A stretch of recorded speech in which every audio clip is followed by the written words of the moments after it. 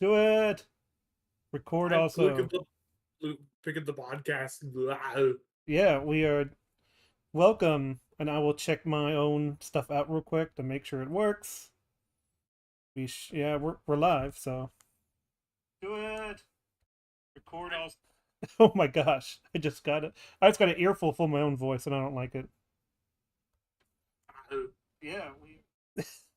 Hello, episode Hello. 16111. We are far into it. 6166611 Oh my six gosh. one one one six six one Execute one order one six. 66. Uh, I'm gonna say hello to myself real quick. Hello, H. Yes, that's it. Just to make sure it's working. All that stuff. Good stuff. Um, so yeah, I I do like Gary. I'm gonna be upfront. I like him. The more I did know him, the more I'm on his side of things more than not. But but we're here to make a sort of a good faith interpretation, and when he's wrong, he's wrong. He's definitely one of those people that thinks like you can't. He doesn't like Tobey Maguire, not Tobey Maguire. I mean Tom Holland's Spider Man, because he doesn't see him as the Spider Man he grew up with.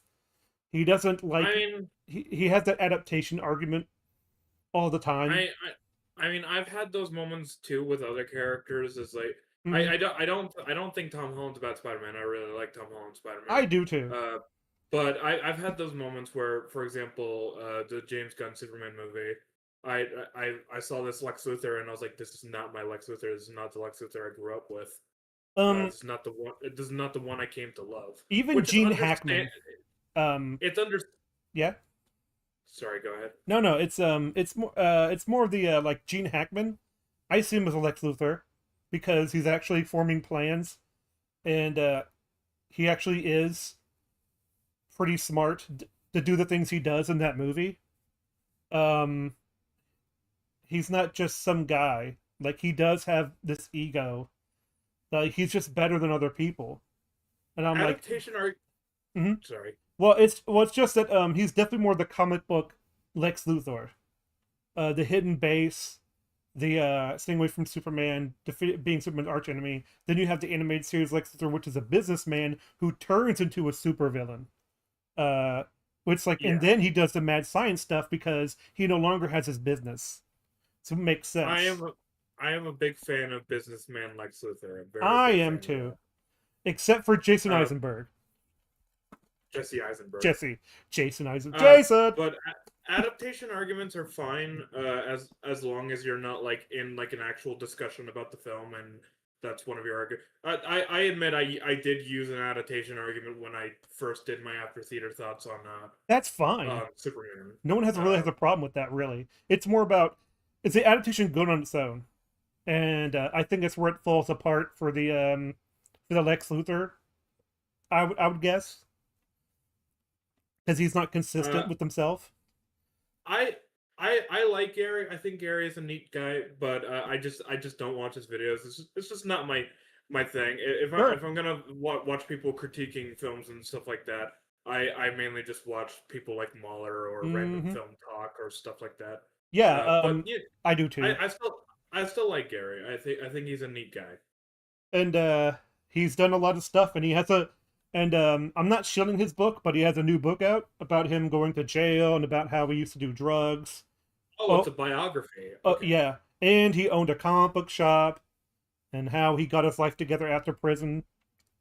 This is why he doesn't care about what people call him racist, sexist, homophobic, or whatever. He's like, you think that it's not going to hurt him, guys. He doesn't care. Like he's been to prisons where people beat him up just by looking at him the wrong way. You think he cares about people what they say across the internet feed? Not really. Like, go ahead. Especially if you know it's baseless. It shouldn't bother you. But anyways, yeah. To be So honest, I don't really watch him that much. I mainly just watch the real BBC stuff because it has Mahler in it, and I'm like, but you know, I like listening to Mueller as and Gary talk. It's nice. mm-hmm. Nerdrotic is a interesting guy. Uh, so yeah, for the people who don't know, I am the only one who's seen Fantastic Four Oh yeah, it's out of true. us I've two. heard lots of stuff. Yeah, I am the only one who's seen Fantastic Four. Falco has not. So Mm-hmm. I will help give context to anything he has questions about. Of course, like this video we're gonna watch is called "Why It Failed," which means it might be pre-production stuff, which is stuff that you might not even know. So it could give insight into why it failed and stuff like that. Yeah, if anyone's curious about my full thoughts on the Curious. Fantastic Four movie, Sorry. sorry. Go ahead. If anyone's curious on my thoughts, after Uh, theater thoughts, there you go. After theater There's my. thoughts, let's go. I just gonna let you guys know my opinions have not changed since that It's after probably theater gone thoughts. down with like Oh, of course it's gone down. But uh yeah, so yeah, we had that thing on there like I've the only thing I've heard about it is that they don't give up their baby to Galactus because that's kind of a hard that's a hard thing to do for somebody, and Mr. Fantastic wants to move the Earth somewhere else, and well, yeah. So the Galactus wants their baby because their baby has fucking celestial powers of some kind. I don't know. Uh, oh, how I magic, don't fucking know. magic, a, a wizard did The- it. and this is where the adaptation argument doesn't work, because if people say it's in the comics, it's like if something is badly written in the comics, then I'm not really gonna It's care if it's badly written here as well. Uh, That's one thing Nerdrotic does say. It's like if it's bad from the comics, why would you directly adapt it? What's wrong with you? uh, there, yeah. So Galactus wants their baby, which is enough of like a huge conversation to have, Mm-hmm. uh, between the characters and the people of Earth. Uh, but they fucked that up in many ways. I hope Nerdrotic brings it up here because Mm-hmm. Well, yeah, there's that's lots to true. talk about. We can just transfer and all this stuff, and I just hope I don't get copyright stricken by music. So, If he's not copy struck, then we shouldn't be. well, there's different rules for streams. So, but we should be fine. Okay, here we go. I'm gonna get this started real quick.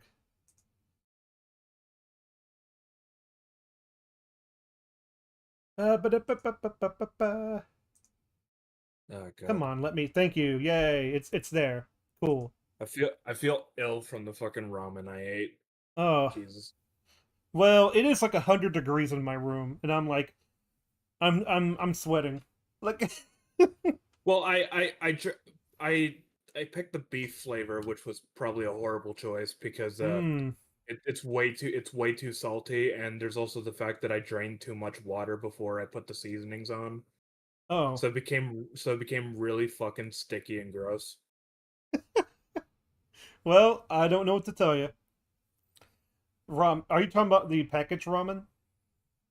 Yeah, package ramen. Oh yeah, well that's definitely salty because all it is um sodium. I mean, So it's I can handle the salty rum, like chicken flavor and pork flavor is mhm. fine, but beef flavor, I did I have don't know cup why that noodle one. once, and that was fine, but it was salty because it's all sodium. Me and Dax actually recorded ourselves when Oh on the day we went to go see Weapons in Fantastic Four. The recording's not going to be out for a while because I got other stuff to work on, but yeah. basically we tried like curry cup noodles, which was like the first time in a long time since I've had cup noodles, and it was fine.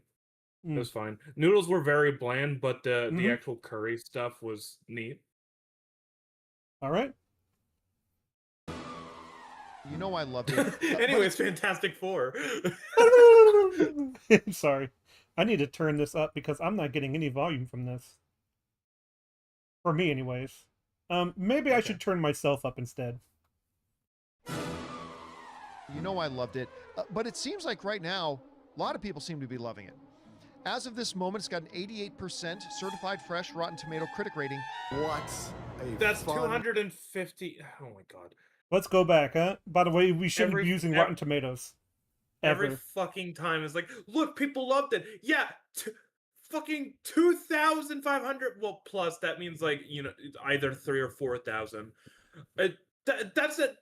You do realize there's like fucking 7 billion of us, right?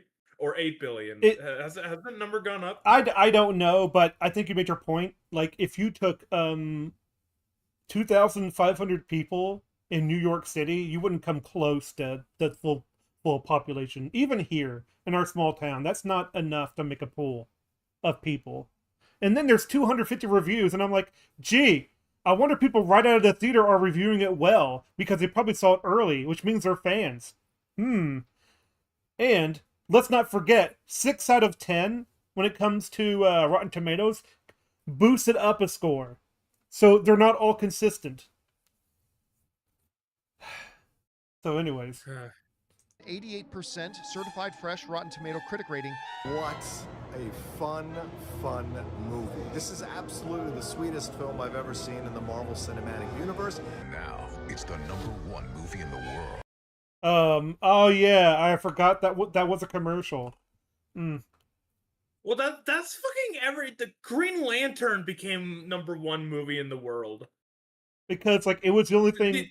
By the way, I'm not sure I believe them because probably on one day it happened and they say yeah #1 because These commercials. Well, Jurassic Park did better internationally than Fantastic Four did. So yeah, this commercial literally means fuck all. Exactly. 2 weeks in a row. Yes, hell yeah! Is it though? There's something about this film that feels extra special. It all started with Fantastic Four, and the Marvel fans know that. That's what created what we know as the Marvel. Oh, by since it's 6th weekend. Oh, did you hear about the 80%? When it came to Friday? Oof. Like, yeah, it went to an 80% knockoff. I think someone's lying. Like, someone's doing fibbing. Universe with these characters. And the fact that there have been many attempts. There's a handful of fascists that I would just throw into outer space. Oh my gosh. Good job. Good job. 80% from last week. There it is. You did it. You it's such a brave thing you said. Good job. Good job. It's kind of like you know the I think his name is like Adrian Brody or something. I forget his real name, but he runs the Yo Mama Joke channel, and he had that drawing of punching a Nazi, and I'm like, good job. Good job. And everyone on the bus clapped. Like, Look, I hate these people that have been universally hated by fucking everybody. Yeah, it's like, and then I know what you're thinking. You're thinking of people like me. That's who you're thinking about when you say that stuff. Because yeah, it's like, yeah. Hey everyone, hey Byakuya, what's going on? That's what I would do. Everything they're working on is terrible. Fantastic Four first steps, 40 million second frame, Bad Guys 2, 202 million Naked Gun, 17 million post-COVID. I don't know. You know what? If Naked Gun is still in theaters, watch that instead of Fantastic Four. Watch Naked Gun. It is a decent comedy movie. I liked it. By the way, post-COVID, I'm sorry, but we need to stop having that label. Because during COVID, people destroyed that narrative. It's 2025. What the fuck? I know. It's freaking stupid. And is not very good. This concept of superhero fatigue in one way is real because there have been a lot of superhero movies that maybe haven't been up to what they should have been or what the audience wanted. Who is that? Is that James Gunn? Yeah, that's James Gunn. Oh, okay. I don't know if I believe you or not. I think there's, mediocre movie fatigue. Nerdrotic.com. Well, I said this on Twitter.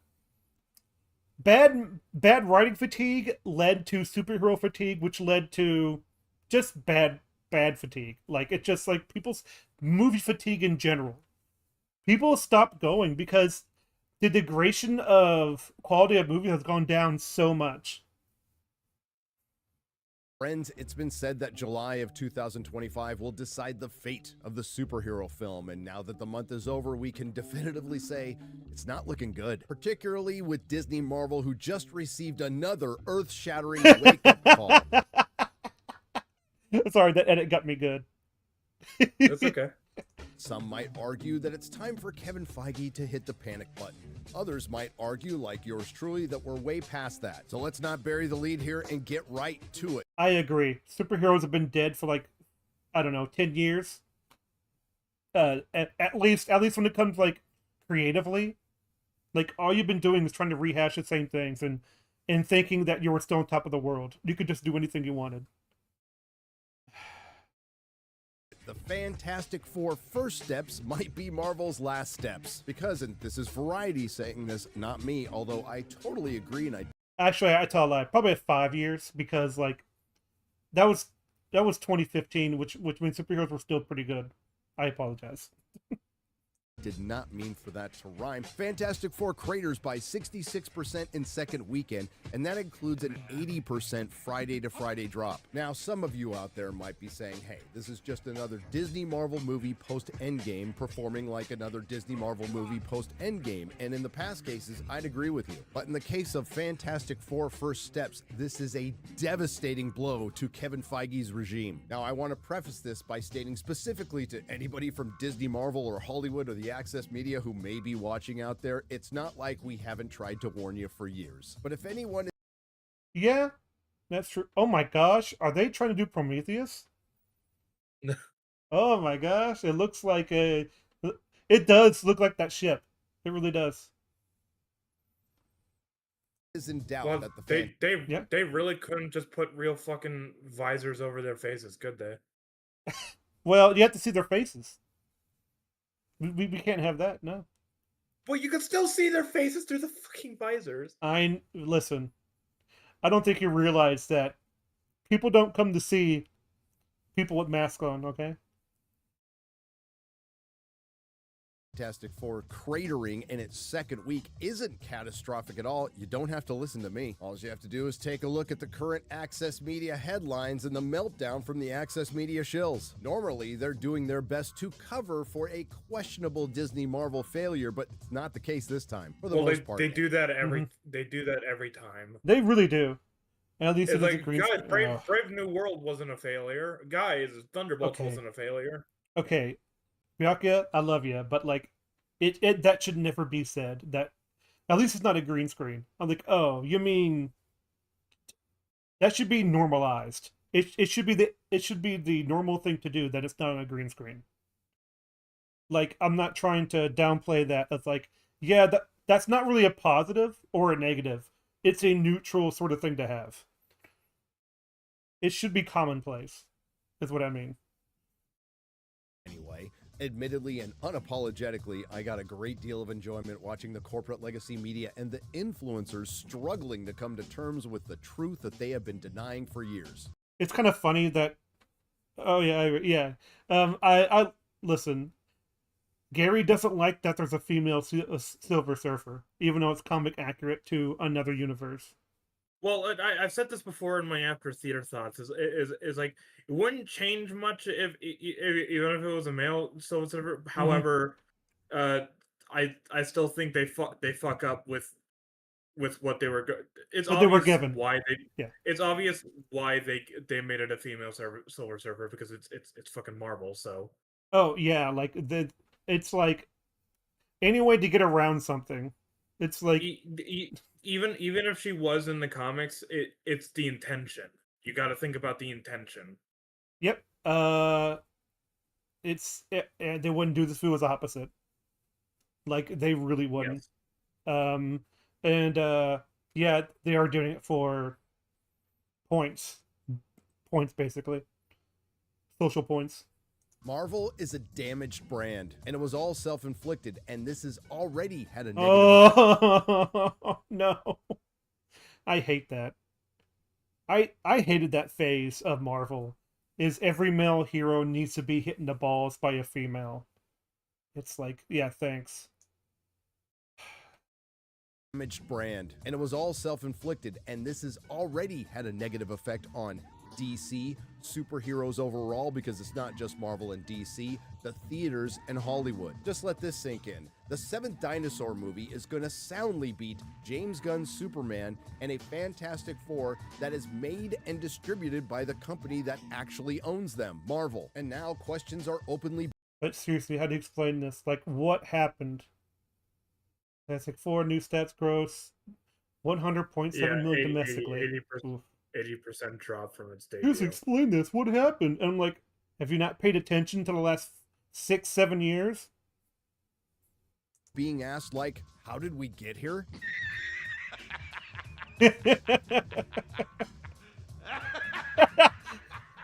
I love it because he looks at him again. He's like, oh, you're still not laughing? Okay, let me laugh some more.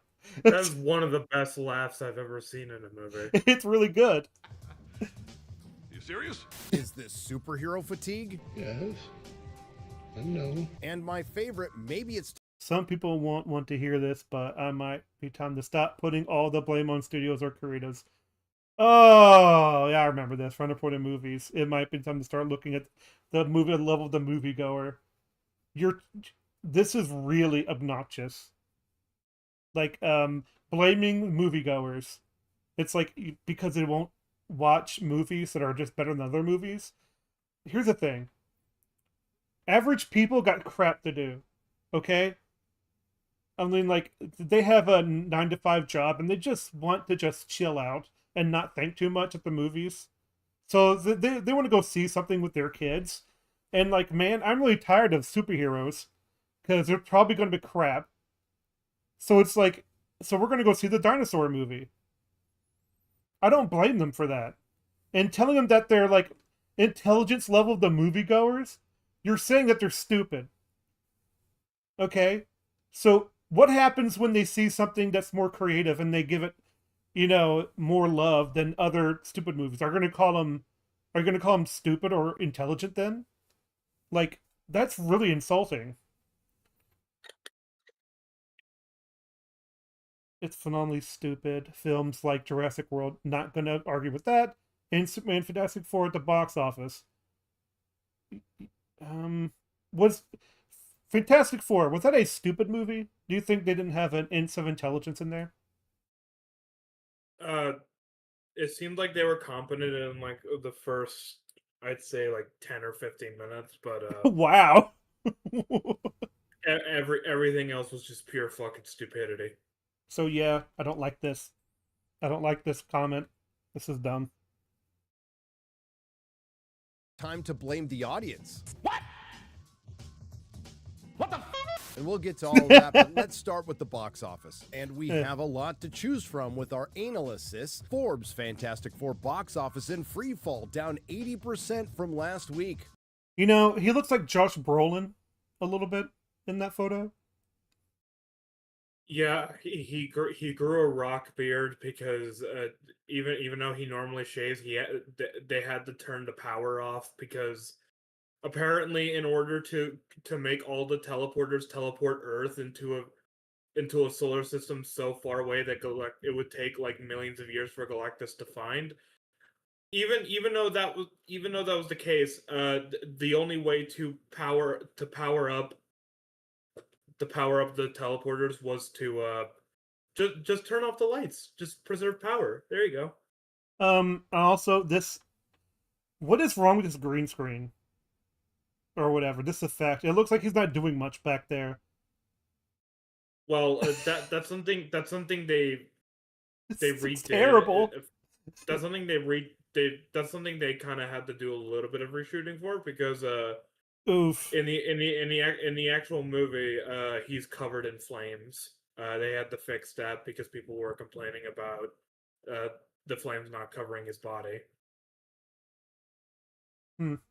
Explaining that 80% drop from Variety, Fantastic Four braces for big second week drop. Fantastic Four grossed $11.7 million domestically in its second Friday on the big screen, marking a devastating 80% drop from its debut Friday to Friday. Collider, the Fantastic Four first step, falters at the domestic box office. The Wrap, Fantastic Four sinks 66% from box office opening weekend to So the reason why I watch these videos sometimes is because he does do a pretty good breakdown of what all of them are saying.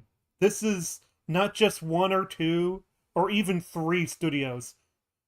He's grabbing all these examples from like what are they called, headlines that say what it's all about. Like, you can't mix words with this. It went down in viewership. Then that cannot be disputed at this point. Despite strong reception, Marvel's latest film isn't holding as well as Superman. Again from the Wrap, Fantastic Four stays #1 but tumbles 66%. Hey, Frago, I want to ask you a question. What's up? Would you rather watch Superman or Fantastic Four again?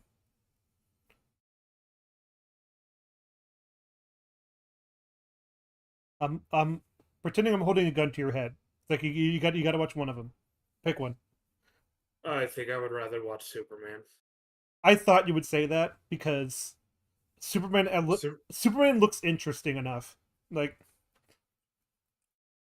there are some things I like in the Superman movie still after watching it a second time. And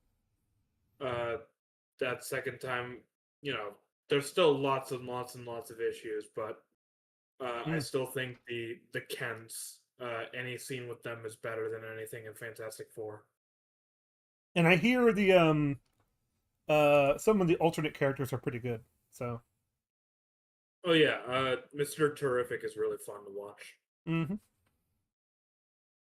To 40 million at the box office. The always reliable comicbook.com Fantastic Four wins box office in second weekend, but there's bad news. And my personal favorite from IndieWire, and yes, that looks like Iowan Grufford, but it's actually Johan Griffith because only the Welsh could spell like that, recalls the Fantastic Four that made money. We were... I have to shut up, Mueller, and I know it.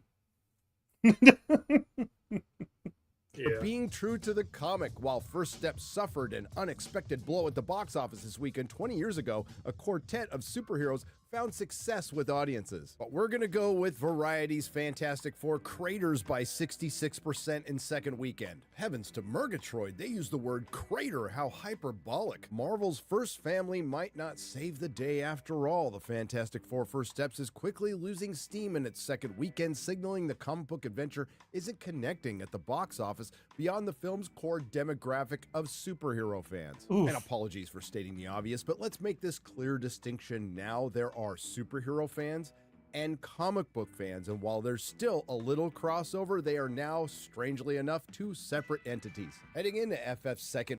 What do you think that means? That there's superhero fans and then there's comic book fans.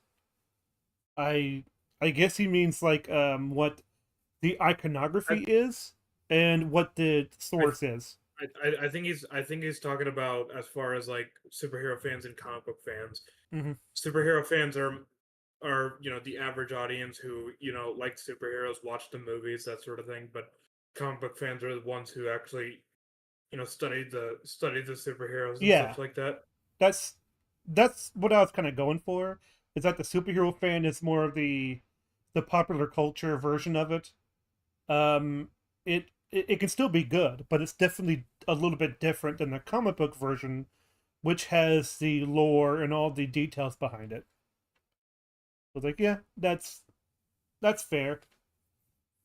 Crossover, they are now, strangely enough, two separate entities. Heading into FF's second weekend, the box office analysts were projecting a 40 to 45 million opening weekend, and now it looks like it's just going to be a 40 million opening weekend, a 66% drop, which some will spin is on the high end of... Headlines way too clickbait. Oh no, Fantastic Four is performing like any other July Marvel release in week 2. Thank goodness, having a great day. Oh, man. Uh, Rome not going to be rebuilt in a day. Dude, that is a cope post. Absolutely. Spin is on the high end of the low end, and this is the kind of bullshit we have to deal with. Like Deadline, who seems to take a little bit of exception with the usage of the word crater by their comrades over at Variety. By the way, both of these Access Media rags are owned by the same company, Penske Media. Craters is a big word, as 60 percentile drops are par for the course with superhero films. Bull crap. I'm sorry, but if you guys listen, you guys wouldn't be saying this 5 years ago. Okay, when it was in full swing almost. Like Endgame? You think Endgame dropped 60% in the second week? Do you really think that?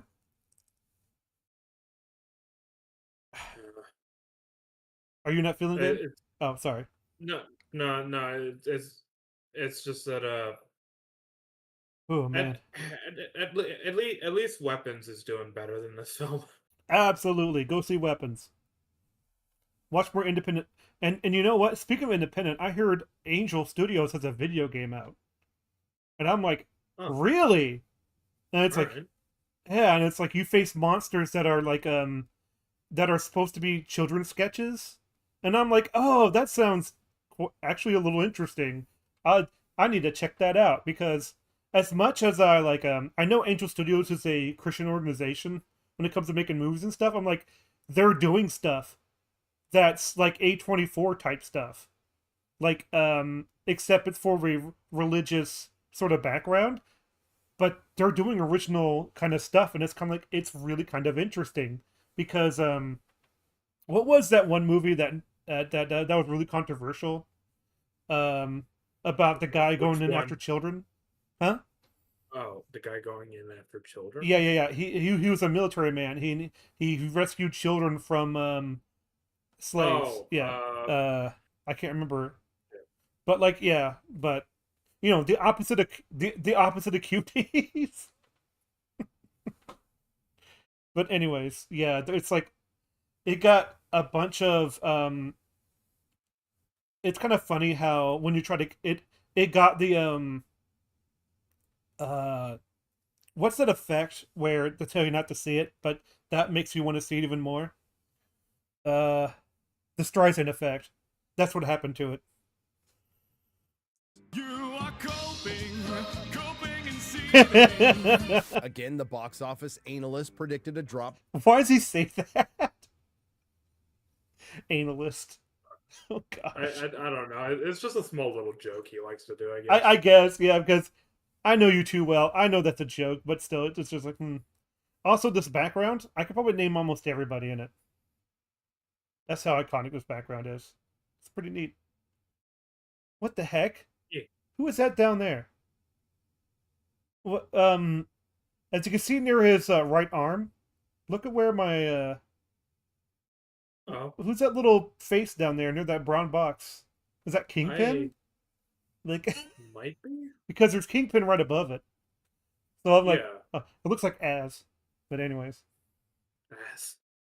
Between 50 and 60%, and again, the box office analysts were wrong. Now, we can't go without comparing it to Superman, which dropped only 53% from its very whelming $125 million opening. Still, it's held on pretty good. This painful fall is surprising for the Fantastic Four, because the Marvel tentpole has the benefit of positive reviews and word of mouth. Well, we'll get to that. I don't would think like so. to I would like to talk about the actual film. Well, this is how it failed, not exactly how the film was in it, you know. That's the thing. Like, but we could talk about the film some more if you want. You know? That's fine. Let's continue. All right. That's cool. As well as a clear runway in terms of competition. Well, that part is true, and that's bad news for Hollywood, because while the summer movie season isn't over, the summer tentpole season is. Fantastic Four missteps, being on the high end of the low end, beats out things like the... I actually do like that image. That's a cool Galactus image. Yes, this image of like, this is how big Galactus is. It's like, holy crap. It's like, I mean, it's just so imposing. I do Yeah. like that. I'm really upset about the fact that they made a real practical suit for Galactus and all of it's Oh covered in fucking yeah. CG. It's like they couldn't just use the CG to make him appear bigger. No, they had to cover all of them, and it's like, how fucking dare you do that to Ralph Ineson? Again, it's kind of like I compared it to Ghostbusters 2016. You would never know that the library ghost is a real person. It's covered in If CG like goo. if you guys want to see if you guys want to see a real film, a real Ralph Ineson film, where he's actually really fucking good, go watch The Witch. Really good movie. I think Fucking was that his debut? I don't think it was his debut because he Okay. has been in other stuff before. Okay. Well, what do you mean by debut? Isn't The Witch the one in the 80s or something? No, it's not. Oh, No. It's just that's like okay. That's like 2015, man. Okay. All right. Cool. Yeah. He was in a. He's appearing in a lot more stuff now. Yeah. Which is really neat. I remember playing Diablo 4 for the first time, and he was in that. He's my favorite character in Final Fantasy 16 so far. Really neat guy. Oh yeah, that's right. He was in fucking Willow. Which Willow? The 2022 one. Oh, that sucks. Yeah, I remember watching some of Willow, and he was in that, and I was really disappointed to see that. Well, you'll never see it again. Yep. Green Knight, good stuff. Good stuff. He has a very imposing voice, and the makeup. Oh, they put him in. him! Yeah. Now I'm starting to get it. Yeah, Alright. that's an example of like Ralph Ineson being covered in something, but still having the range to perform. That was Is a him practical being suit though. Like, it was like it was not covered. It was just prosthetics. Yeah, it was a very practical suit, and he did fucking an amazing job with that. By the way, he better be announced for like Ganondorf and Legend of Zelda. I still think he should play Ganondorf. Yeah, I think that's a perfect pick. He should act like he did in Green Knight. Like, oh, he's in Chernobyl. That I still need to see. I still need to see Chernobyl. Anyways, I just like sorry. this shot. Yeah. No. It's fine. I just like this shot, and I was like, that's a cool shot. Like, they knew what they were doing.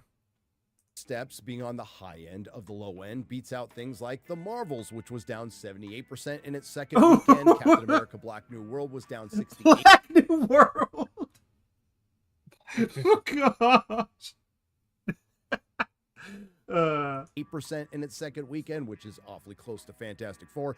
Ant-Man Mania was down 70% in the second weekend. And Thor he always calls it that. Love and Blunder was down 67%. But not to worry, because according to Variety, The First Steps, the movie's actually called First Steps, is pacing to outgross this year's prior theatrical disappointments. I think the word you did. Oh, I hate it when they do that. It's like, in order to put a positive spin on, oh, it did better than this one. It's like, yeah, you did better than the bottom of the barrel. Congratulations. Whoop-de-doo. Look, it did better than a coughing baby. I don't know. You did coughing baby. You did better than drywall. Wow.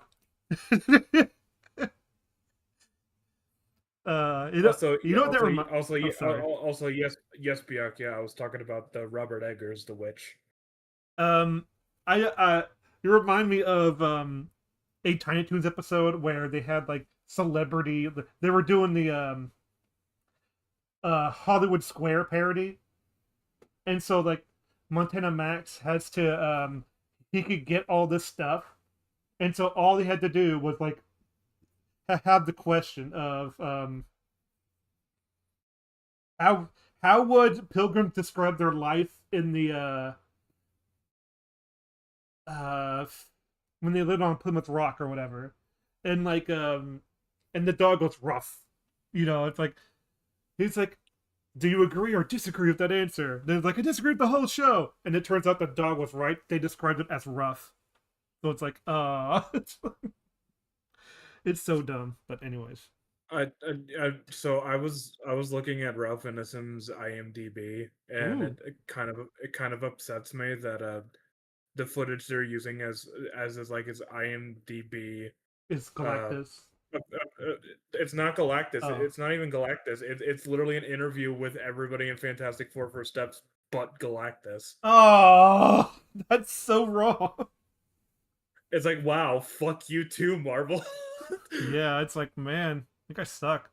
Meant to use there was flops, outgrossing Captain African American and Thunderbolts. So that makes Fantastic Four First Steps not only the best Disney Marvel flop of the year, it's the highest grossing box office bomb of the year. See, I can play the spin game too. You're the tallest midget, you're the smartest retard. And this Tallest midget. Oh my god. You're the smartest retard. Tallest midget is the one that got me. That's a cyanide and happiness joke. It's like, then you're just an average sized person.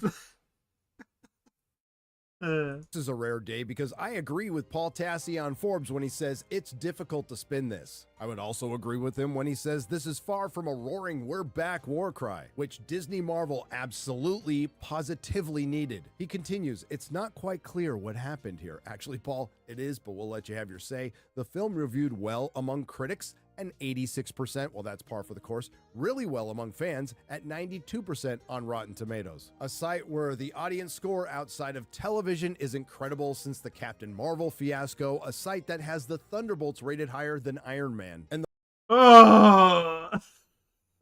Well, yeah. I still haven't seen Thunderbolts. Don't plan to. Well, it's kind of funny he says that because, like, yeah, remember they locked the scores for on the audience score when it came to Rise of Skywalker because they didn't want to go above TLJ. Like, it's insane. And Captain Marvel one is like, the audience score was locked for some reason. It's like, so you can't trust them. The Marvels with an audience score of 79%. Too damn high. Slightly, but not much more credible would be IMDb's 7.4 out of 10, and Metacritic has it as 6.7. Anyway, back to Paul, but as we've seen, that doesn't quite matter, and I'm glad he's come to terms with that fact. Now he brings up a film we... Looks himself in the mirror and looks disappointed. Pay attention to these visuals is actually, like, really entertaining. Like, yeah. Just mentioned that has almost identical critics and audience scores on Rotten Tomatoes, Thunderbolts. A self-admitted miss by Marvel. That's strange. I seem to recall Disney CEO Bob Iger saying this just a few months ago. Frankly, we've all admitted to ourselves that we lost a little focus by making too much and by bringing Marvel, by consolidating a bit and having Marvel focus much more on their films. We believe it will result in better quality, and I think the first and best example is Thunderbolts. And frankly, it diluted focus. They were not as good. Quantity not as high. Okay, so I guess what he's doing is, like, I remember him quoting, he's like, we're gonna focus on quality instead of quantity. So it's kind of like, he kept saying that. Oh yeah, and it's not true. They're still doing almost just as much. Excuse me. So, oh my gosh. Bianca said, I find it amusing Julia Garner is in Weapons in F4. She's better in the former, I heard, than the latter. Oh yeah, like me. If you watch the After Theater Thoughts, me and Dex even say in our Weapons review that we were going to watch Fantastic Four later in the day, which would. It's very funny that those films released near each other. Considering that Julia Garner is in both movies, she's not bad in Fantastic Four. She just doesn't have anything noteworthy in terms of performance. Weapons, however, she does a really good job. She turned out a really good performance. Look at the ego on Fruit.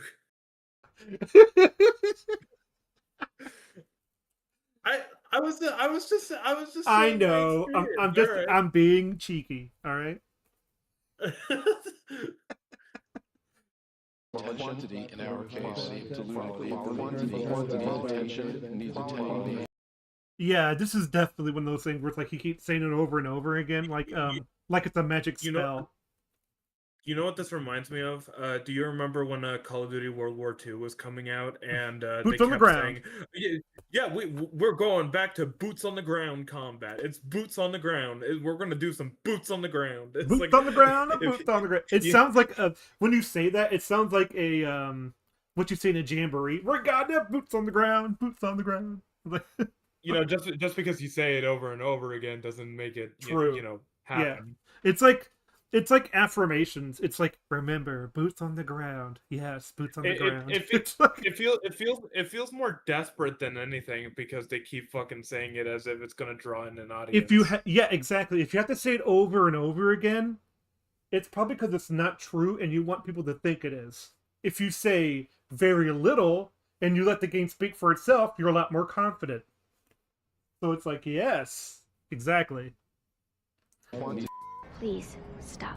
Shut up, Bob. Just a reminder, we're a little over halfway through the year, and this is the third major Marvel film, the sixth major Marvel... Oh, yeah. I'm sorry, but that just triggered a memory. I gotta love it when they said that Black Widow was wrong for killing Dreykov's daughter in the beginning of Black Widow's movie. And then, in the beginning of Thunderbolts, it's like, she does almost the same thing. It's like, you disgust me. Wait, she does almost the same thing. What are you Look! talking about? Oh, yeah, it's almost the same shot.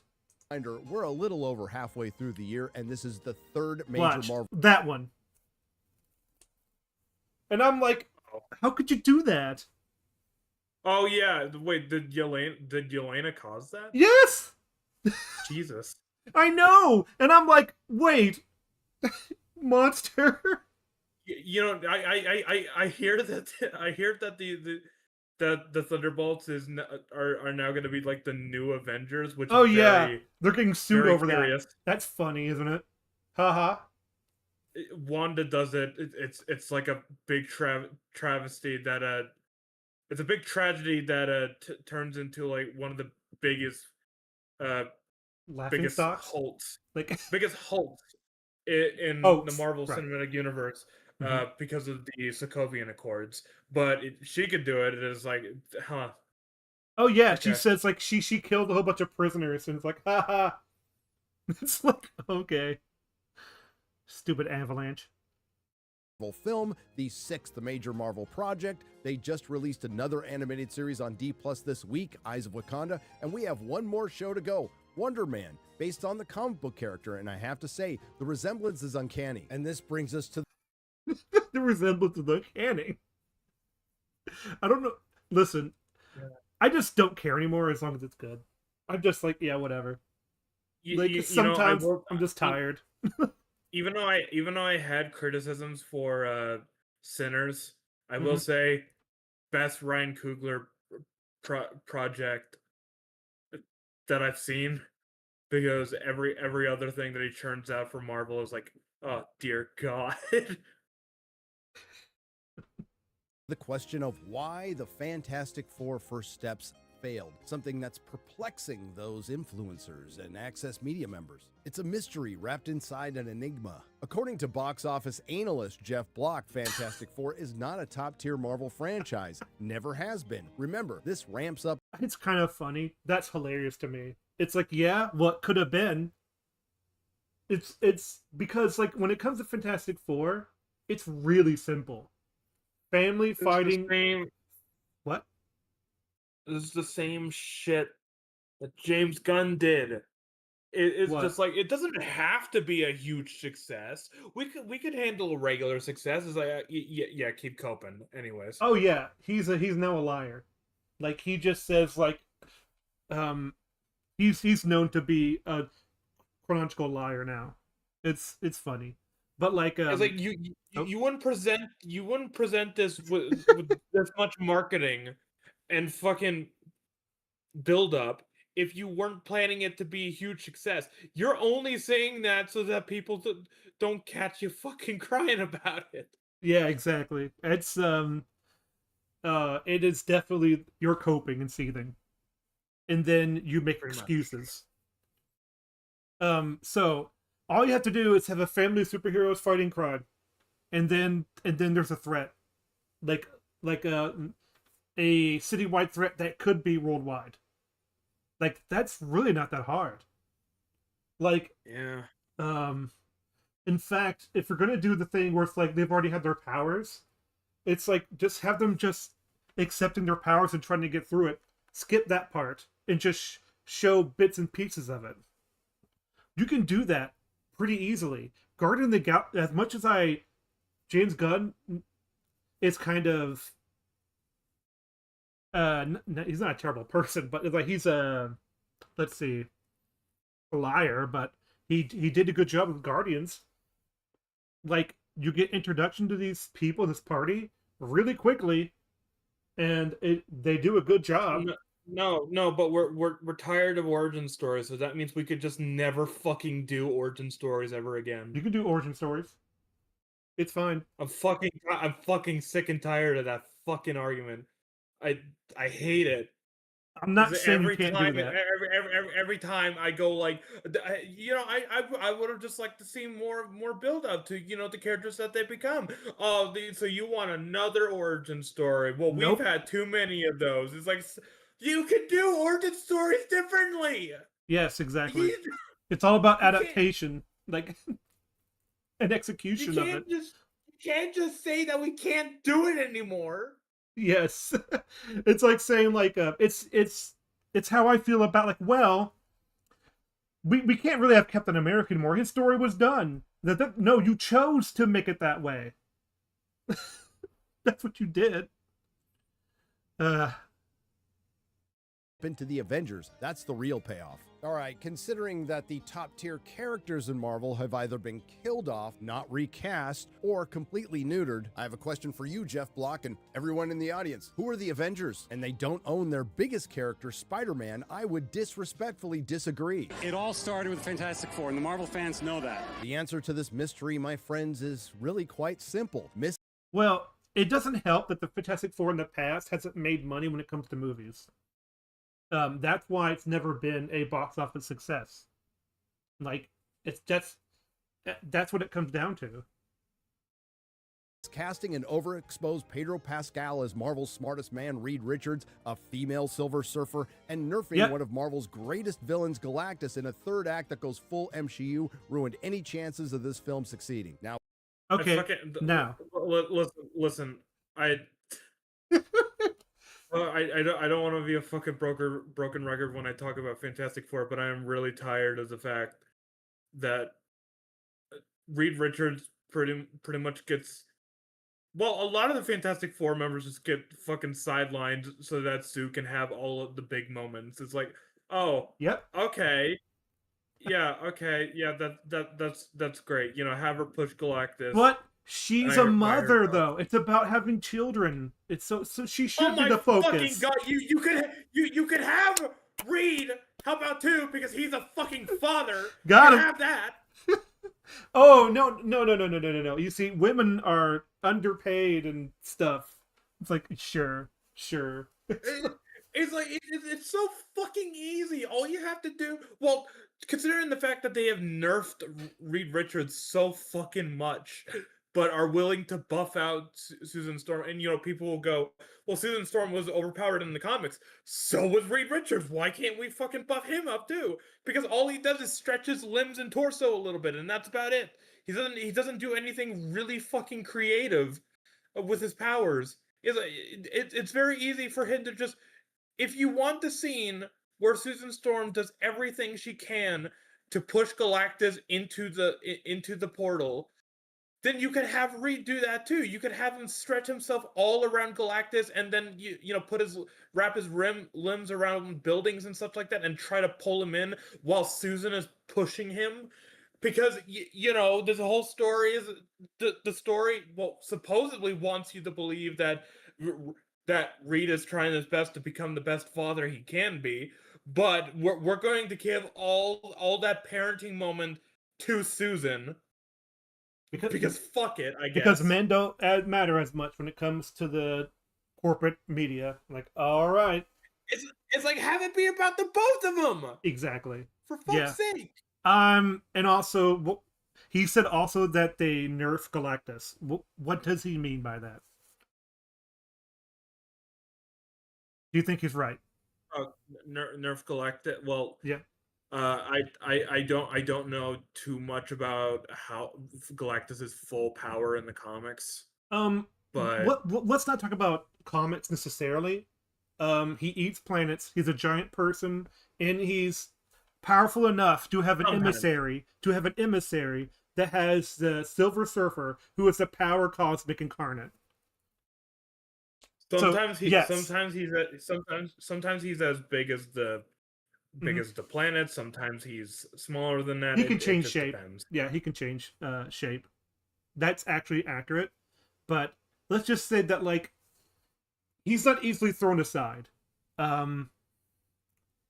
It took enough. I read the Infinity Gauntlet comic, and the Infinity Gauntlet didn't just get rid of Galactus. I'll just say that he didn't just snap him away. Like it's actually a lot harder than that. So it's like, yeah. But here's the thing. Thanos beat them all. But it took some effort from Thanos. I'll just say that. He's powerful. Like Galactus used to be the big bad that came for your planet. You better start crapping bricks. Like so it's like, so if they nerfed him enough where Susan can attack him, and I'm like, nah, no way. Do better, Senator. It's like have it be either an effort from Susan and Reed since the story is about their parenting, or have it that the Fantastic Four actually put in some fucking effort to be the Fantastic Four. You could have Susan push him. You could have Reed pull him. You could have Thing like being shot at his knees by Human Torch because they've established that Human Torch could just rocket the Thing at Galactus and it'll stun him for a bit, and then have Human Torch blind him some more, like we've established that he can do. Which, by the way, would never happen in any other like content with Galactus. He doesn't get blinded.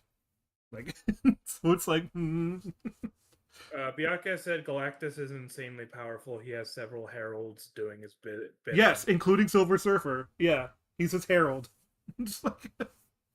So trust me, he's uber. If you ever watched the Death Battle, yeah, I wouldn't put him that strong in the movie though, but I would still make him like the unmovable object. How do we get rid of the immovable object? That type of thing.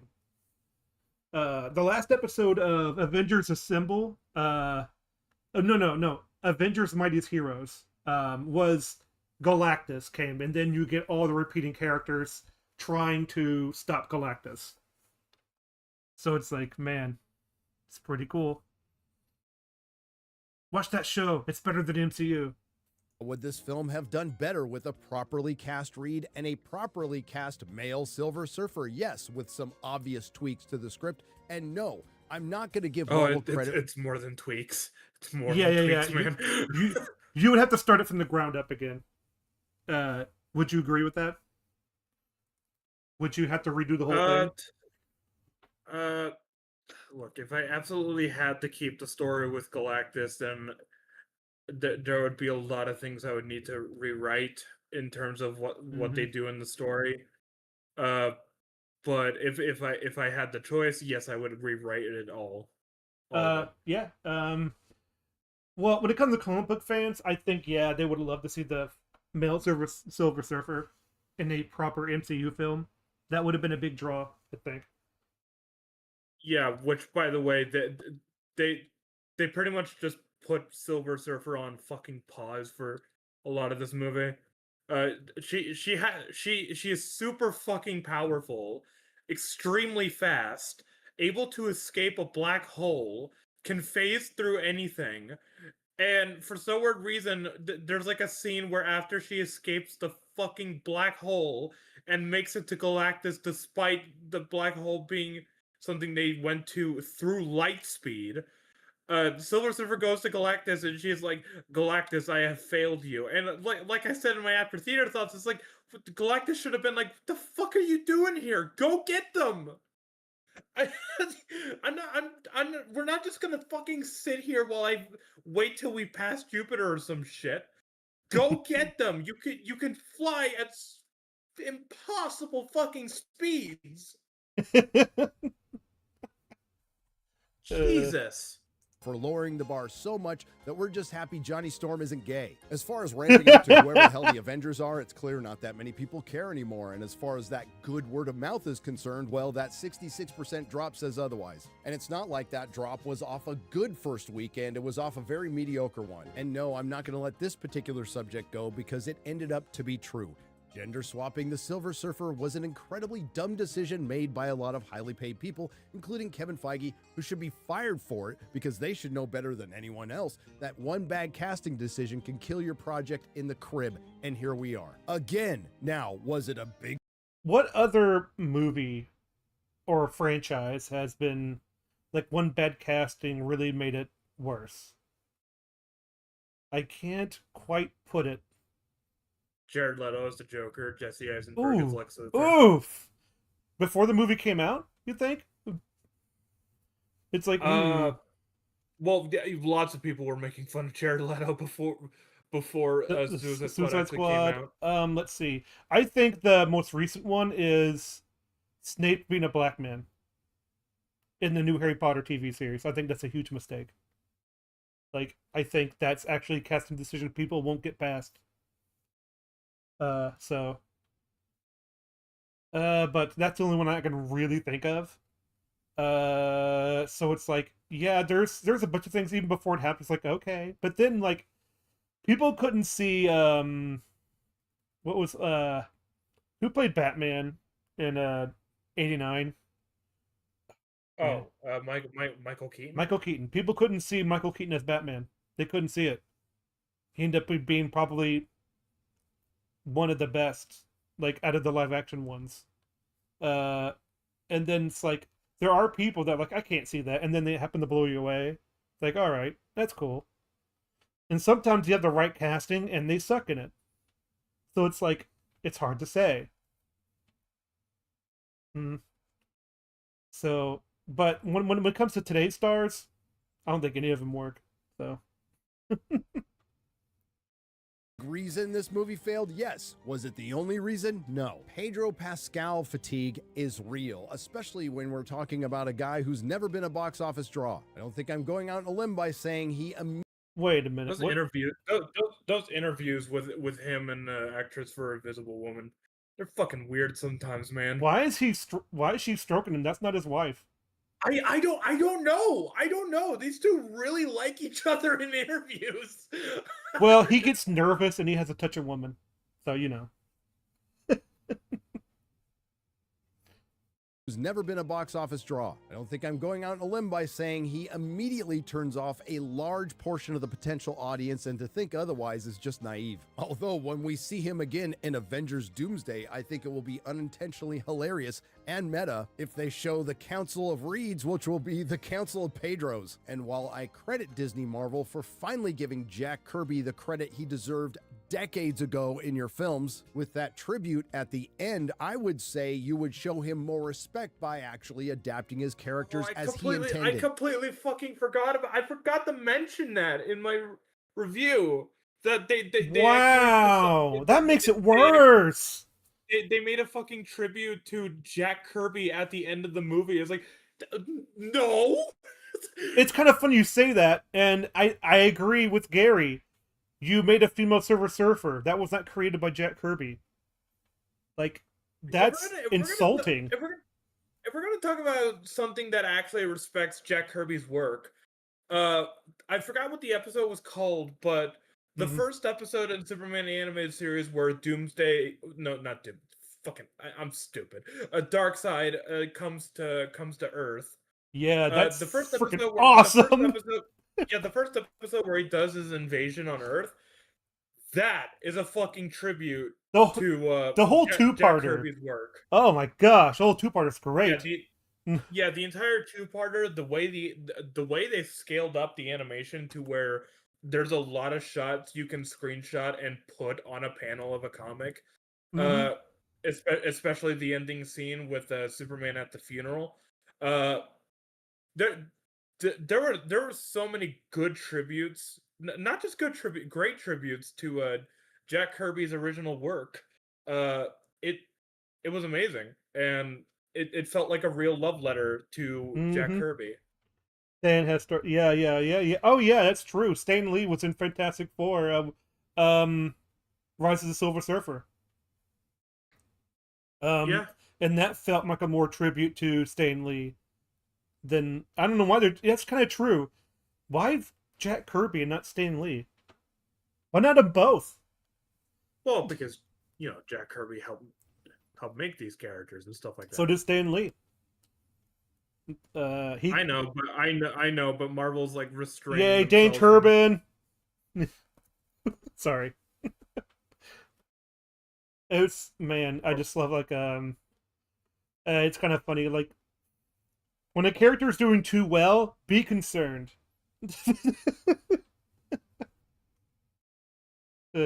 The end, I would say you would show him more respect by actually adapting his characters as he intended. Garrett, roll out Peter Jackson. We didn't want to put any of our own baggage. I mean, we had no interest in putting our messages into this movie, but we thought that we should honor Tolkien by putting his messages into it. Words every single. Yes, I put that in my Superfans video.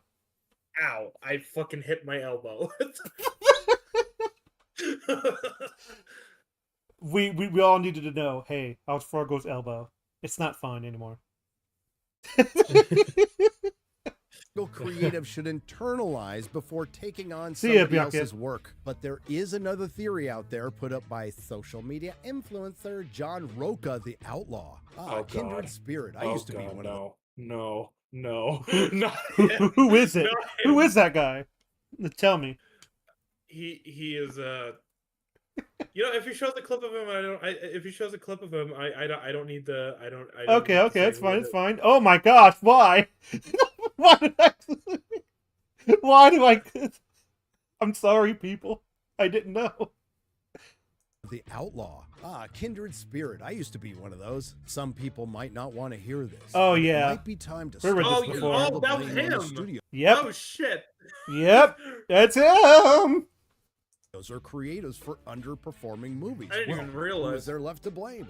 It might be time to start looking at the intelligence level of the moviegoers. What an idiot! Oh, what a loser! Yeah, John Johnny Rocha is a massive fucking shill. And he's one of those people who will always call the non-fans racist and sexist and all that. Oh, okay. Now we know the Oh, intention of hold that thing. All right. Pulls out all the buzzwords. Oh, all right. It's kind of funny that like things are more expensive than ever, and we're not going to waste our time with something that's not even of quality. And he's like, "You're a racist." Like what? It's like, you're an idiot. It's like, oh, thanks, man. That makes me want to go to movies even more. And I love this photo of him we have right now in the video, where behind him it says Perks, and I'm like, that's some good cinematography right there. That's true cinema. Like, because he's a shill and there's a Perks sign behind him. Yeah. Boy, it looks like you're frustrated because a large portion of the public doesn't agree with your opinion. But it seems you, well, maybe have never known or at least forgotten the same thing the studios have in Hollywood. The customer is always right, whether you like it or not. As far as the bigger picture is concerned, and again, this shouldn't surprise me, but it does, social media influencers are asking, how did we get here? My time to shine. Hello, queries.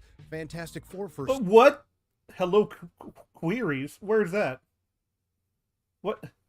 Huh? I think it was I just a got small lost. joke. I got lost a little bit. I'm sorry. How did we get here? My time to shine. Hello, queries. Fantastic Four First Steps is expected to have a huge drop this weekend despite great reviews and cinema score. What is going on with Marvel? Uh-oh, retard alert! Retard alert, class!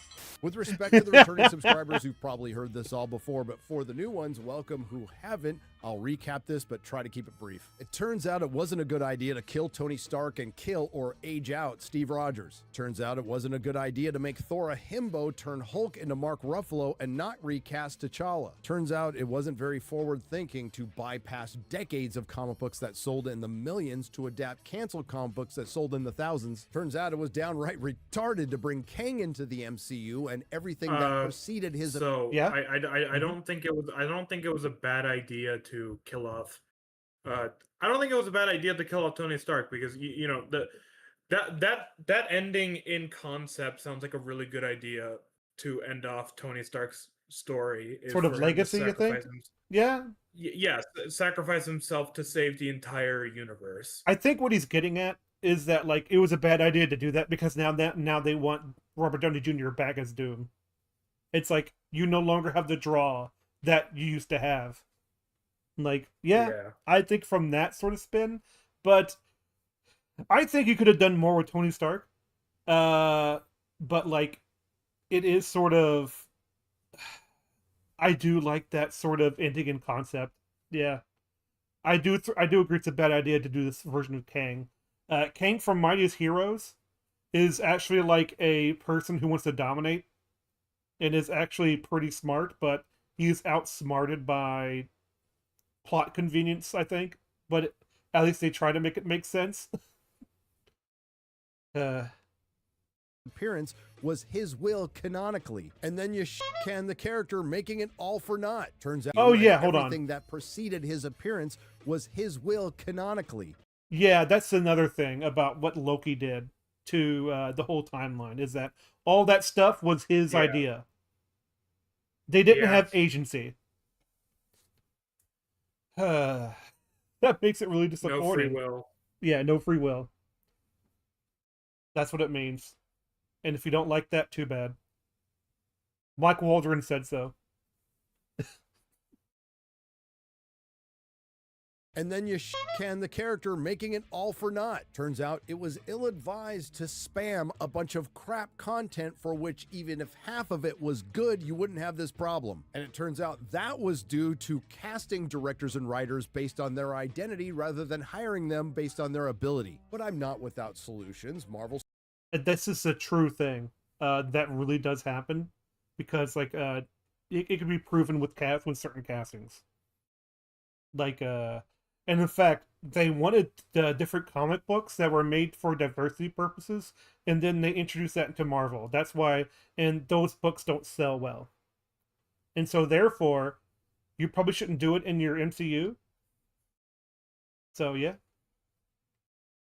Studios, maybe you should consider mixing in a couple of straight people to your marketing team.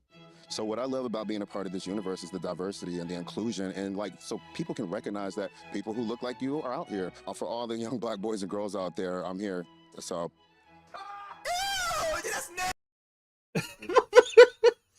hold on. I will say, yeah, these are the kind of people that they're really hiring for, because like you can only be interested in something if you see yourself in it. Which is, by the way, projection of your own ego. It's insane. Listen here, dude, you fucking moron. In order to, I'm a guy who has a boyfriend.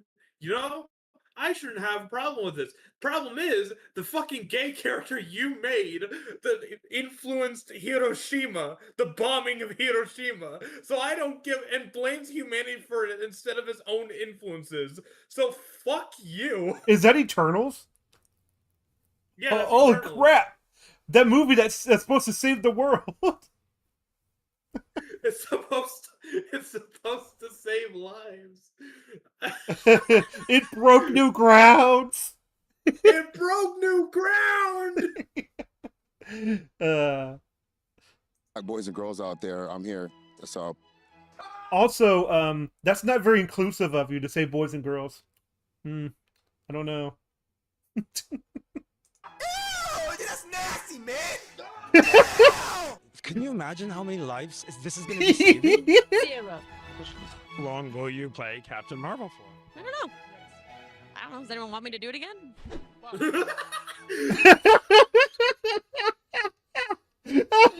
That's such a good answer. I tell you what, Brie Larson's got more likable. Like, Yeah.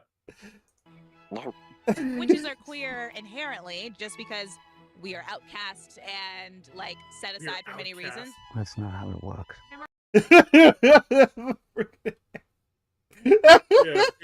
Yeah, because queerness makes you an outcast. Okay. which is so interesting. It's like you guys want to be rebels and outcasts so much that if you don't have that identity, it's like you have nothing. It's so like ego driven and then you take that and you project it on the other people. It's like, oh, you think I'm this because I see myself as this. It's like, no, it's all about the law of attraction. How about you just be normal and people think of you as normal? Oh, look at that. Just be a human being. Because that's all of us are. You can't deny that. No, I'm a freaking wolf fairy. Like, alright, sure. El niño sin amor. Por eso le dicen namor. ¿En serio? El niño que creció sin amor. Namor. Mi amor. Niño. And the worst decision. Oh, Namor. Yeah, that's where Namor came from. So Namor is a fucking awful person. I love that. Namor pot slap. It reminds me of course, that meme of that guy who slaps all the people at his barbecue. Yeah. Of all was bending the knee to identity politics and making the deliberate decision to introduce more female characters than male characters, bringing us the MCU, which led to a half a decade of projects that were mostly disappointments, underperformers, bombs, or outright flops. And my friends, that is only the tip of the Disney Marvel failure iceberg. Oh, by the way, on a little bit more. Whoa, what just happened? Deadpool creator Rob Liefeld. Hold on, let me go back a little bit. Oh, okay. We're not fans of Deadpool and Wolverine. I just saw that hat and it reminded me. Okay, and it's like, and I'm like, yeah, it made a lot of money, but guess what? They also lost a lot of money. Yeah, don't fucking talk to me about Deadpool and Wolverine. Just listen. Media literacy 101. Just because it makes money does not mean it's good. That's a fallacy by it's the popularity fallacy. You know, I'm pretty sure Gary was a fan of Deadpool he is, Wolverine, but which, you know, he's gone I'm down a a fan little of. bit. You know? Oh, thank God. But he still likes it, but it's like, okay.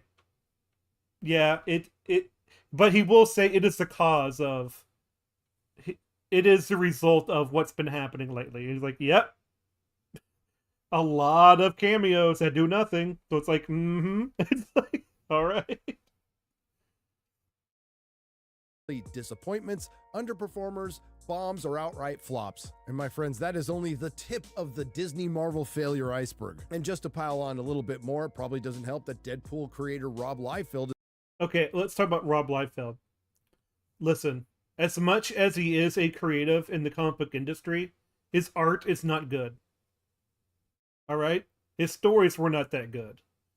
But just because of that doesn't mean it doesn't matter as long as you're right. All right? When it comes to discussions, I mean, just because a Nazi says that a stop sign is red doesn't mean he's wrong just because he's a Nazi. All right? I was hoping. I'm not comparing Rob Liefeld to a Nazi either. Okay, just making that clear. I was hoping we'd talk more about the plot, but I guess this is fine too, talking about the failure. But I would say I don't think it's just like the diversity quotas or anything like that that made the film fail. Film failed because it had lots of writing issues in terms of like, let's move the fucking planet Earth in a completely different area, and I guess that will just work. It doesn't matter what fucking calculations you do, that's not going to work. Then And there's also hold on real quick. When it comes to moving the planet, do you not realize that Earth is where it is, and how comfortable it is where it is? That it could have been too dark, too hot, too cold, and if you just move it to a random place, we all could be just dead within a week. Well, I talked to some people about this who are defending that moment, and I was like, well, let's think about it like this. So Earth is orbiting, right, and it's spinning. What happens if you just take that and plop it somewhere else? How's the orbit gonna be? How's the spinning going to be? How is because you gotta remember, this is a solar system that's so far out that it's gonna take millions of years for Galactus to find. So what if you just take that and just plop it in a spot like that? What would happen if we don't have a sun? It also doesn't make sense. It just yeah, people talk about the fact that he's able to teleport like an egg. Well, that wasn't even completely working, and then he decides I'm going to teleport the entire fucking planet with a bunch of teleporters. It's like okay, that's bad enough, but it's also the fact that just like you do realize teleporting Earth that fucking far away is like how are you ever able to get that much technology to make that happen? It's like that doesn't make any fucking sense, Reed. I have my hand up. Go ahead. I know, I'm sorry. But like but I remember there's a guy called Berkeley, and he's in Star Trek The Next Generation. And he's afraid of teleporting because he doesn't like the idea of your molecules being moved from one place to another. So he reads up on it, and we get to know about what the teleporters actually do. You see, it could actually mess up your molecules, and you could end up as soup. Your arm could come out your head, and all this other stuff. That's why they made redundant sort of buffers inside the system, and they have like 3 of these. So if it messes up, it will redo it and then redo it until it's right. So it's like, yeah, they had to make sure that like it was going to be safe. So when you move a massive planet like that, if something is out of place, Earth is doomed. All right? There's also the fact that listen, Human Torch, he has sort of an arc. Reed, he has sort of an arc, but that gets fucked over because it's taken over by Sue Storm. And even then, Sue Storm's arc isn't really anything other than she's protecting her child, even though that was always her character from the very fucking beginning. So that's botched. And the Thing, what's the Thing's character? I don't fucking know, because the only relationship that he ever has, he has like 2 scenes with that woman. And the scene where he's supposed to confess his love for her gets fucking cut away. Because he goes to her. You can't have heterosexual relationships, man. I'm sorry. He goes to her little gathering party, and then she's like, "Hey, are you here for the party?" And he's like, "No, I'm here for you." And before we ever have a conversation about that, we just cut to fucking Johnny Storm. And I was like, "Oh, well, I know where the fucking reshoots were because you cut away from what could have been a really nice conversation. Thanks. Anything you do with the Thing was now meaningless because you decided to fucking cut away." He gets really angry when talking about stuff he hates. Yeah. Well, I remember you remember during the 2005 one where Thing walks into the bar and everybody's on edge, and then the bartender says, "Hey, he's a hero. Frickin' let him sit down. Like, give him some respect." Yeah. And it's like, yay! Look at that. 2005 Fantastic Four is better than this movie. It is. Even though it kind of doesn't make sense sometimes, and they don't really do anything that much. They're trying to get their humanity back, and they kind of save people by accident sometimes. But at least they're trying to repair their own mistakes. They take responsibility. even though Johnny takes advantage of that, in a really greedy way, but that's just his personality. It's kind of funny how that film does so many things correctly, but then it kind of trips on itself. Rather, I don't know about this one, but it seems like it just constantly trips on itself so much that there's a staircase going down. Like, so it's like, people don't know. Rob Liefeld was a creator of Deadpool, and he wasn't funny at first. He was just like any other Rob Liefeld character, edgelord, with a sense of humor. But then he just had the sense of humor. So yeah. Was out there roasting Kevin Feige, admittedly for not inviting them to a party, but I'm here for it. Marvel used to make films that expanded the base with excitement that picked up the general public. The cast was poorly served, it was also poorly cast by a poor script and dodgy FX. Galactus' second act is far superior to the third act. Then he says Marvel is suffering from Feige fatigue, which he got from my buddy Paulie at Latino Slant. And I'm guessing it doesn't help that the one guy who's created something pretty good in the last few years for Marvel, Bo DeMeo, who was ousted from X-Men 97 for, among other things, clapping. Ooh, I had no idea. Like, I hear 97 is pretty good. I've never seen it. I just have no interest, really. Maybe I will watch it someday. I don't know. It just, I say this with lots of love because I love Marvel and its characters, but I'll give you a peek at how bad the state is there. In Season 2 of X-Men 97, I adapted the Adventures of Cyclops and Phoenix comic, and Scott and Jean use their childhood nicknames for each other. I can't read those in red.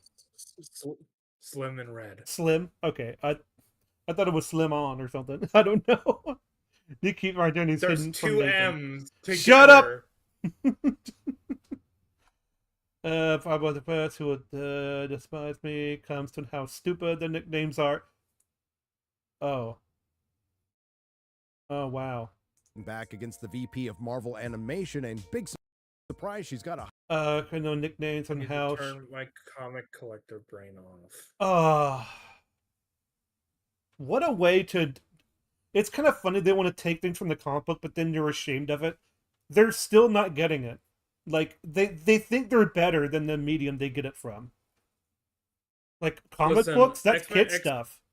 Mm-hmm. Listen, X-Men 97, the current one, could be really good for all I know, but this is bad. Yeah, this is a bad thing to tell people. It's like, you can not say that. It's like, well, I don't like the word slim either, but it's like, I'm not those characters, though. Like, you have to come up from their character perspectives sometimes. Not from what you think is cringe. Yeah. hyphenated name, Dana Vasquez. Yeah. If there was something as simple as like, I think this character is too goofy to adapt, you could just make the decision of just not adapting them. Oh, you mean like Tom Bombadil? In the Peter Jackson movies? Yeah, he was too silly. So they cut him. Because they did this shit with fucking Daredevil's yellow suit. So they brought it in and they were like, look guys, it's his original yellow suit. Please watch She-Hulk. And then you fucking watch it and they're like, wow, what a stupid suit. It's like, why did you fucking adapt it in the first place? Exactly. They don't respect what they got it from. They think they're better than it. It's like the Halo show. They thought they were better than the video games. It's like, so much ego from these people. I agree with Trend. Leave your ego out of it. Like, and big surprise, she's got a hyphenated name, Dana Vasquez Ebahar, who asked him to turn off his comic collector brain because that's the last person you want doing your comic book adaptation. Bo DeMeo is saying Marvel Studios has a major leadership problem, an even bigger brand issue, and is just generally out of sync with its core audience. And I couldn't agree more, because the House of Mouse subsidiary Marvel Studios is now facing the very harsh reality that they do indeed have catastrophic and possibly irreversible brand damage. But it's not limited to them. This brings us back to the Sage. Oh, that looks awful. Yeah. I'm not just saying that, but man, like, this was fun.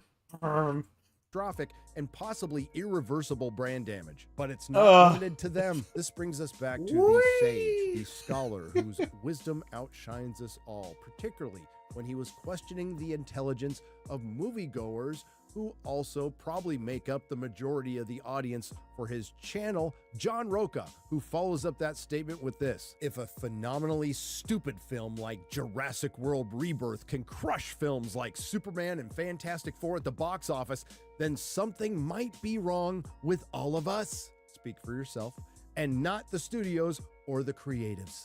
Okay, a lot to unpack there, but thanks for admitting that Superman and Fantastic Four are underperforming. And this brings us to the dreaded subject of superhero fatigue, which will immediately be followed up with bad movie fatigue, or Hollywood fatigue, or woke Hollywood fatigue, or Pedro Pascal fatigue, or fatigue, or Feige fatigue. Is it one of those things, some of those things, or all of those things? Yes. Maybe. I don't know. Time will tell. Bottom line, DC and Marvel both didn't do themselves any favors by releasing a bunch of bad movies that flopped, despite the fact that he is historically stupid. Oh yeah, you saw that. I was like, wait, is that Joker too? It's like, and then you say, oh no. And I'm like, yep, that's Joker too. There's my confirmation. Yep. Yep. Releasing a bunch of bad movies that flopped, despite the fact that he is historically stupid for blaming the audience for any of Hollywood's failures. John Roca is probably accidentally right about one thing: the dinosaur movie is dumb, but at least it understood the assignment. And that's probably why the 7th dinosaur movie is curb stomping two superhero movies that, despite how I feel about them, people generally seem to like, that just so happen to be underperforming. But before throwing shade at I love that. Hold on. I love that little thing of Silver Surfer, brought to you by Canada Dry. To be I'm sorry, underperforming. I can't focus on that spotlight on you when I'm all deep in that Canada Dry. Man, I'm thirsty all of a sudden. You guys thirsty? Yeah. Throwing shade at Jurassic World fans, I think we may want to consider that Fantastic Four and Superman aren't exactly high art or great films. Is there anything here that True. catches your eye? No. Does that one work? No. Is this no good? No. Does it work on any level for you? No. Does it have artistic merit? No. So all of this is terrible. Well, frankly, yes. Now, obviously, the Fantastic Four is going to do far worse than Clarkson. Was that? Who was that anyway? Who is that in the white hair? Well, frankly, yes. Now, I do. Is that Milo? Is that Milo Yiannopoulos? I don't know. It looks like him, but anywho. Well, frankly, yes. Now, obviously, the Fantastic Four is going to do far worse, and let this sink in. None of the 3 Marvel films released this year are going to end up in the top 5 box office performers. Oh, and this just came in. The Fantastic Four actually performed worse, with only a $38 million weekend and a 67% drop. Oof. And as far as Superman is concerned, it's definitely going to win the superhero race this year, and one could argue it should have won July. And it didn't. Now, there's the argument out there that the $800 million film is the new $1 billion film, but considering that Superman's not going to hit that, you might want to adjust those numbers. And one could blame ticket Oh, prices. that's right. Didn't what was it? Isn't that what James Gunn said? It was going to be $1 billion film. Like, I'm not. No, I'm well, not sure. he did go on record saying that all it needs to do is hit 600 million, which I'm pretty sure it did. Well, even if it did, it didn't make its money back. So I just don't believe James Gunn. So.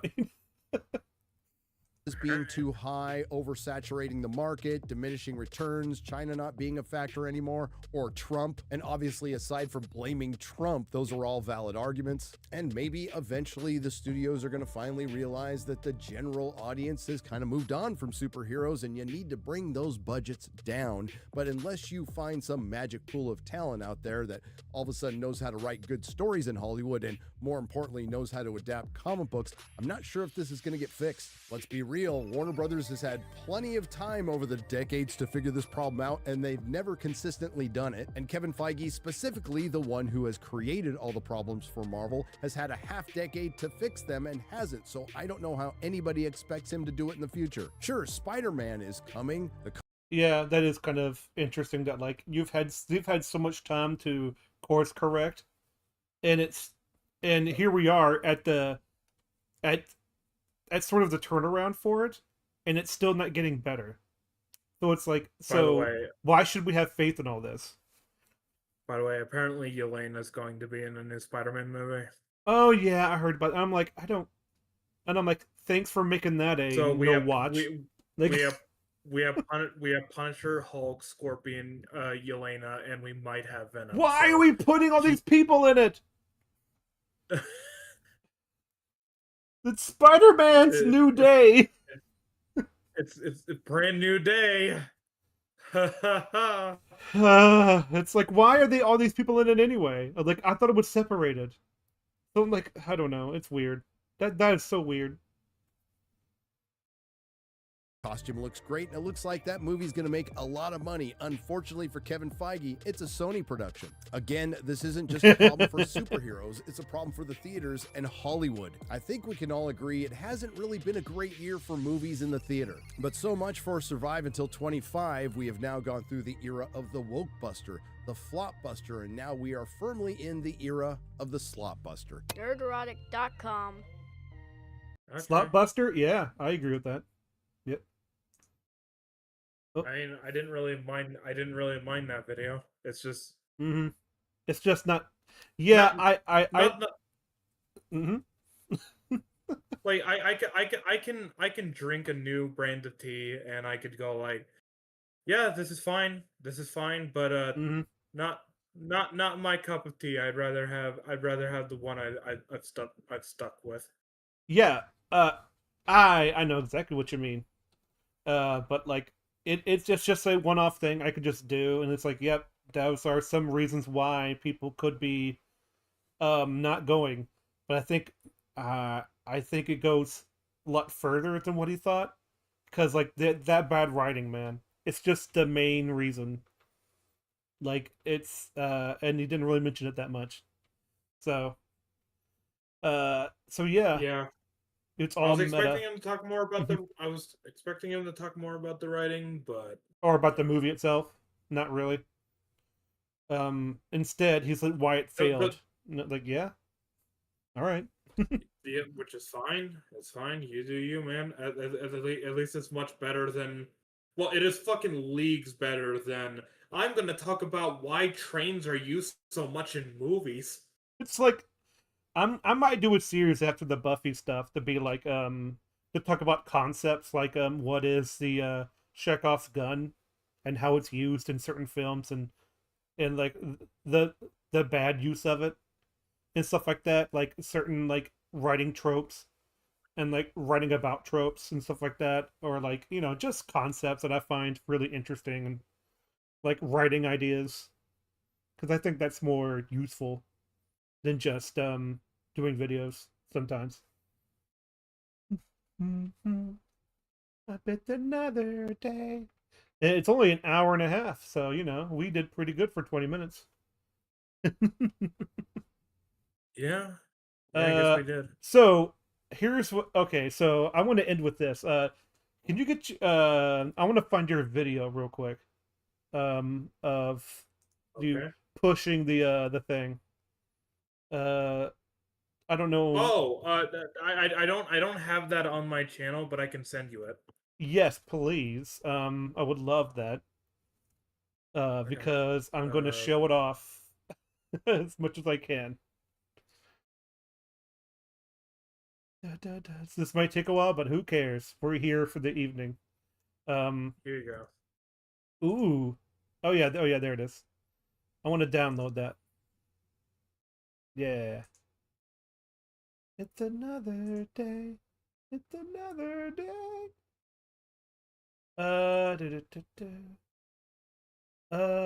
Downloads. There it is. Quick, dance, Froggo. No. Oh, I thought you were gonna do it until you did it. So let's see. Now I need to transfer it to my browse. So I'm gonna browse for it. I put it on the thing. I guess it doesn't count as an image, so I need to change it to something else. All right, this may take a while then.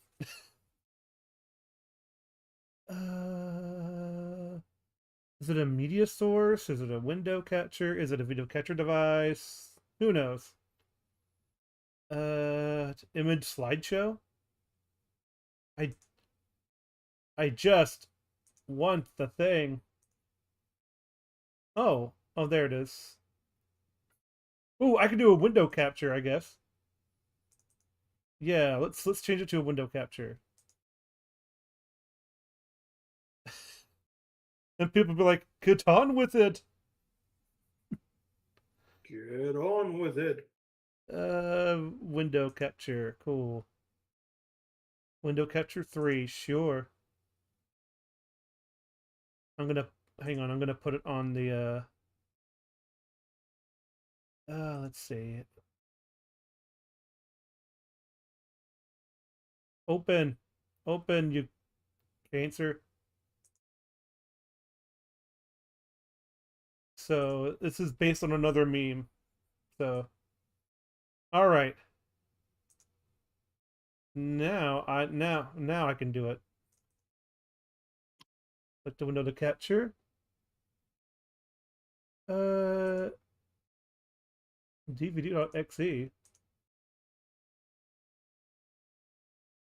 Is it working? I don't know. Don't just love time wasters. Tell about your new thing. Oh god. Yeah. The entire background noise went black. Yes, I know. I'm moving something. Oh, there it is. There it is. Yeah, I'm moving something, okay? Okay, I'm just moving something. Everything's fine. Everything's fine. I know what you're working on something. Now,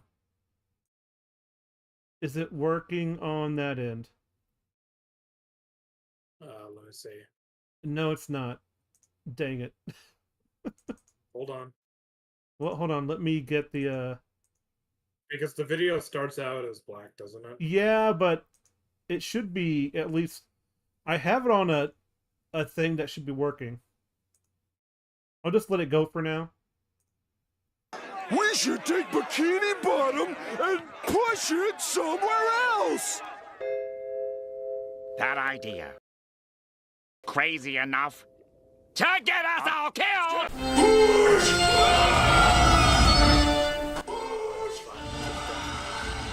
I'm not seeing it though, but people can hear it. Yeah. We should take Bikini Oh no, it's repeating! and push it somewhere else! It's not showing up though. It's so weird. Let me try it again. Yeah, try it again. Okay, come on. Free in a nutshell. Automatic. Windows 10 and up. Oh! I'm seeing something. But it's not it. Oh. But it's not it. Why won't you do it? Why won't you die? Goodness. Windows 10 and up. Match title. Must match. Match title.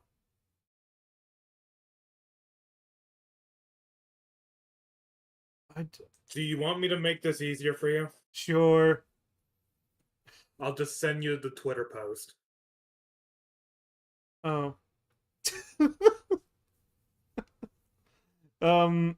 I can capture it on the on the internet. Yeah. You could just troubleshooting in real time. This is the best. This is the best time. We just stare in silence as people just drop from like flies. Yeah. Hold on, sending you it right now. I'm gonna erase that for now. We don't need it. Here you go. Okay. Visit site. Yes, please. This should be easier.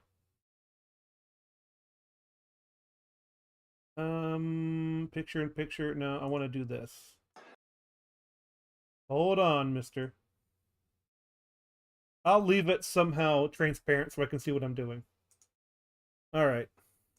Let's do this. Again. Hey, there it is. About time. The internet's a lot easier than doing it from my desktop. Alright, that's cool. We got it.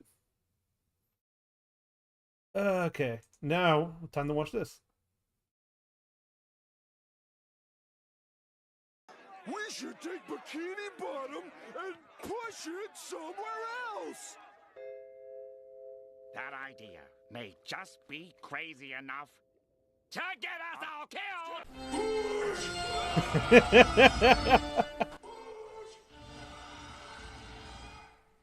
I love the idea that he just watches them push it. It's like, dude, I can see you pushing it. The reason why I like that so much is because like he'll just follow them. It's like, yeah, I'll just follow you guys. Galactus is just in there going like, okay, they're doing this, I guess.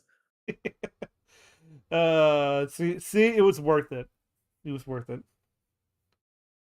And of course, like the SpongeBob joke is that they actually do move Bikini Bottom by pushing. Yeah, they pushed the entire city. Good day, Patrick. We saved the city. Yeah. Well, that wasn't even SpongeBob's idea. I know. Because SpongeBob and Sandy like went off to do their own thing, and then Mr. Krabs was like, "So about that idea you have, Patrick," and then it just cuts to them pushing the city. That's a fucking great scene. I don't think I've ever seen that one. Of course, I've only seen the whole series once, so. I think the episode is called Alaskan Bullworm, or is that something else? Let me see. It's SpongeBob. Real-time research. Bullworm episode. Which one?